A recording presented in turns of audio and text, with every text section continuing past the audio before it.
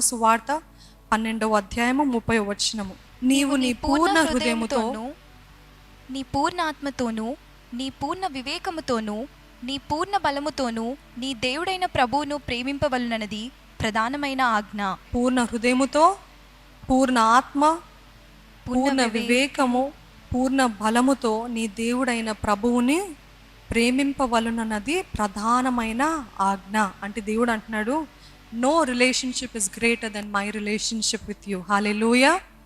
ఈ ఇహపరమైన సంబంధము ఏది కూడా దేవుని కంటే మించిన సంబంధంగా ఉండద్దండి. అందుకనే పూర్ణ బలము, పూర్ణ ఆత్మ, పూర్ణ శక్తి, పూర్ణ వివేకముతో మొదటిగా నన్ను ప్రేమించు. అది ప్రధానమైన ఆజ్ఞ, the first and foremost commandment. And if you're doing anything else, what is it? It is our Idol. అది మన విగ్రహంగా మారుతుందండి.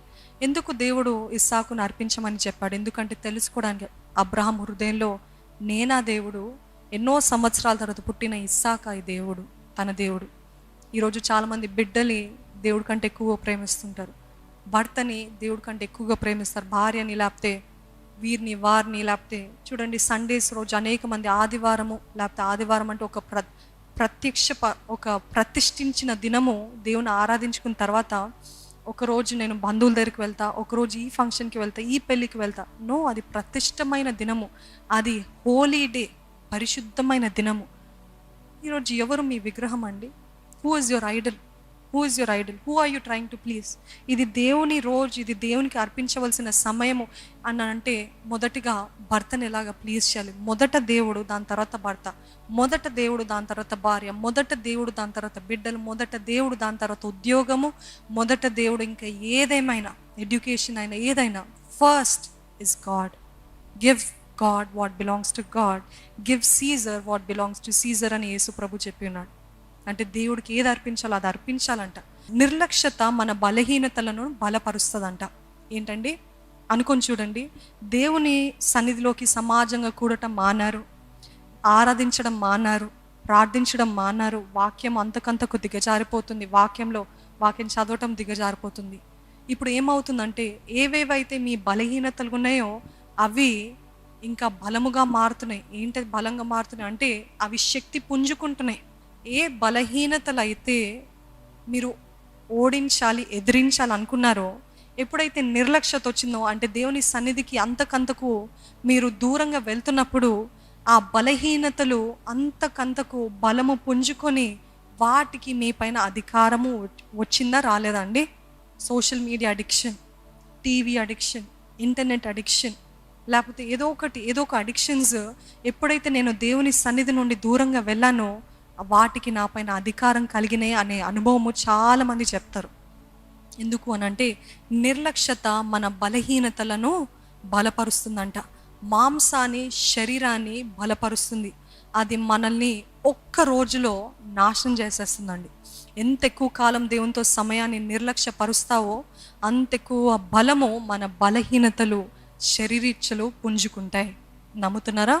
ఎంతగా మీరు దేవుని నిర్లక్ష్యపరుస్తారో అంతగా మన బలహీనతలు బలాన్ని పుంజుకుంటాయి అంట. అందుకనే నిర్లక్ష్యత పెద్ద అపాయము మన జీవితానికి. Negligence with God, negligence in God's presence, negligent towards God. భయము లేదు, భక్తి లేదు, దేవుడు అంటే గౌరవం లేదు. ఇటువంటి జీవితంలో ఏంటంటే అంతకంతకు దిగజారిపోతాము.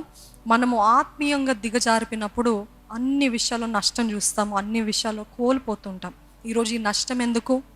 ఈరోజు ఈ కష్టం ఎందుకు? కొన్నిసార్లు దేవుడు నష్టాలు అనుమతిస్తాడు, యోబు జీవితంలో చూసిన రీతిగా, అది టెస్ట్ చేయడానికి. కానీ మీరు భక్తి జీవితంలోనే లేరు. ఆయన భక్తి జీవితంలో ఉండి నష్టపోయాడంటే ఆయనని దేవుడు టెస్ట్ చేస్తున్నారు. కానీ మీరు భక్తి జీవితంలోనే లేరు, నష్టం వెంబడి నష్టం చూస్తున్నారు. అంటే ఎవరు వచ్చారు అధికారంలోకి? అపవాది వచ్చాడు. ఈరోజు నష్టం వెంబడి నష్టం చూస్తున్నారా? ఏ రీతిగా ఆనందము, సఫలత లేదా? నిర్లక్ష్యత. దేవుడు అంటే నిర్లక్ష్యత వచ్చింది కాబట్టి the enemy is taking over. Can I want to ask you a question? Do you really love God? నిజంగా నేను దేవుని ప్రేమిస్తున్నాను అన్నవారు ఉంటే, నేను దేవుని ప్రేమిస్తున్నానని చెప్తారండి రూఢిగా? If you really love God, will you hurt him? ఆయనని బాధ పెడతారా? నిజంగా ఆలోచించండి. నిజంగా ఆయనని ప్రేమించేవారైతే ఆయనని బాధ పెడతారా? ఈరోజు మనం అలాగా బాధపడుతున్నామండి. ఎన్నిసార్లు పాడు చేసినా, ఎన్నిసార్లు నేను దేవునికి దూరంగా వెళ్ళినా, ఎన్నిసార్లు పాపం చేసినా నా దేవుడు క్షమిస్తాడే. కానీ మరలా అడుగుతున్నా, do you really love God? నిజంగా దేవుని ప్రేమిస్తే మీరు ఆయనను బాధ పెడతారా? ఈ తాత్కాలిక పాపము కోసం, క్షణమాత్రపు పాపము కోసము, క్షణమాత్రపు తృప్తి కోసము దేవుని పక్కన పెట్టి, ఉండయ్యా నువ్వు ఎప్పుడైనా క్షమిస్తావు, నాకు తెలుసు, మొదటగా నన్ను ఎంజాయ్ చేసుకునేది, మొదటగా నన్ను చూడనివ్విది, మొదటగా నేను అనుభవించనిది, దాని తర్వాత నీ దగ్గరకు వస్తే ఎందుకు నువ్వు క్షమిస్తావు కదా, you will forgive me, no I know Lord అని దేవుని శోధించేవారు ఉన్నారు. కానీ నిజంగా ఆయనని మనస్ఫూర్తిగా ప్రేమించే వాళ్ళు ఆయనకి విధేయులు అయి ఉంటారండి. ఆయన వాక్యానికి విధేయులుగా ఉంటారు. How do you know you love God? You are obedient to him. How do you know? How can anybody say you are a true Christian? You are obedient to him. అన్ని విషయాలు విధేయత కలిగి, మరణమంతగా ఆయనకి, తండ్రికి విధేయుడు అయి ఉన్నాడంట యేసు ప్రభు. ఈరోజు ఆయన మనకి మాదిరి. నన్ను చంపినా పర్వాలేదు, నేను ఈ సుఖము పొందకపోయినా పర్వాలేదు, నేను హైక్ పొందకపోయినా పర్వాలేదు, నేను అబద్ధం ఆడను, నేను డిసానెస్ట్గా ఉండను అని ఎంతమంది దేవుని కోసము సమర్పించుకునేవారుగా, త్యాగం చేసేవారుగా, ఆయనని ప్రేమించేవారుగా, అన్ని విషయాలు విధేయులుగా ఉన్నారండి. ఇది చెప్తుంటే నా గుండె ఎంతో భారంగా ఉంది. ఈరోజు ఎంతమంది దేవుని పక్కన పెట్టి మన సుఖభోగాలు, మన తాత్కాలిక ఆనందము కోసము దేవుని పక్కన పెట్టి, వద్దయ్యా, ఉండయ్యా, వెయిట్ చేయయ్యా, మొదటిగా నేను ఇది చేయని అని ఎంతమంది ఈరోజు ఇక్కడ ఉన్నవారే పరిశుద్ధాత్మ దేవుడు ప్రేరేపిస్తున్న కొద్ది ఎన్నిసార్లు ఈరోజే forget about all the days behind. Today how many times you have put God aside and said let me watch this. It is dirty, పర్వాలేదు, అది అశ్లీలమైనది, పర్వాలేదు, నేను పాపంలో పడను, ఒట్టి చూస్తున్నాను అంతే, ఒట్టి మాట్లాడుతున్నాను అంతే, ఒట్టి వింటున్నాను అంతే, ఒట్టి అనుభవిస్తున్నాను అంతే అని దేవుని పక్కన పెట్టి ఆ రీతిగా పాపంలో ముందుకు వెళ్తున్నాం. Again I'm asking, do you really love God? నిజంగా దేవుని ప్రేమించే వారైతే ఆయనని బాధ పెట్టారండి. ఆయనని ప్రేమించే వారైతే ఆయనని మాటికి శోధించరు, టెస్ట్లోకి తీసుకెళ్లరు.